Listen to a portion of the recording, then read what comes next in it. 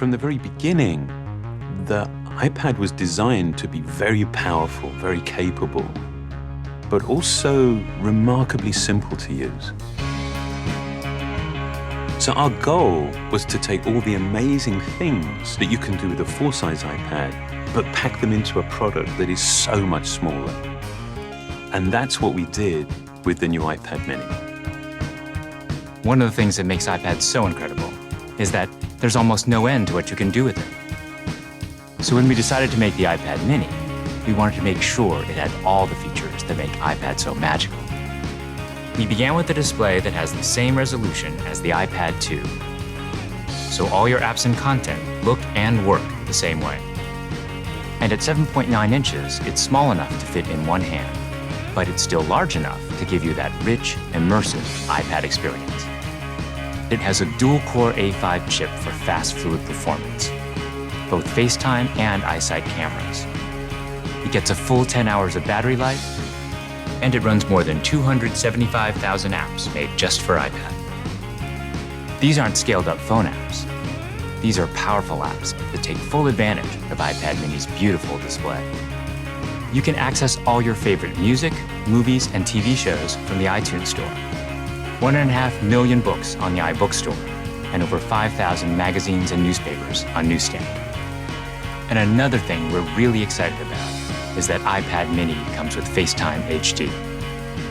Seeing your friends and family in high definition makes you feel like you're that much closer. If all that we had done was take the original iPad and just reduce it, all that you would be aware of was everything that was just missing. That there is inherent loss in just reducing a product in size.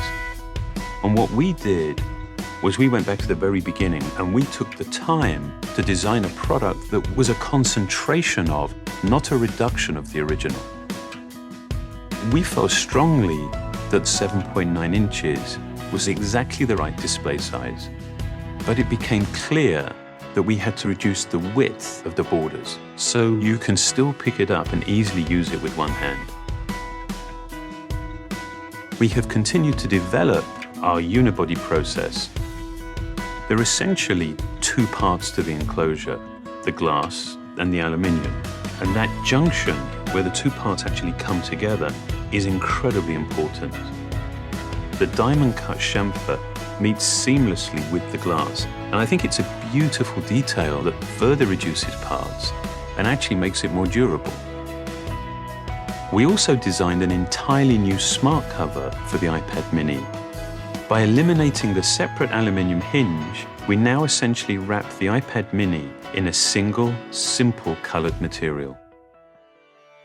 The biggest challenge that we faced was incorporating all of these great features in a much smaller and lighter device. In order to do this, every part had to be custom designed, starting with the display. The glass on the front and back are only 0.2 millimeters thin. The touch subsystem is a mere 0.12 millimeters thin. It weighs half as much as any we've ever done before. Beyond the screen, we took some dramatic steps to maximize interior space. It has the largest and thinnest single-cell battery we've ever designed. We've designed a smaller motherboard to house the powerful A5 chip and built in the new, smaller Lightning connector.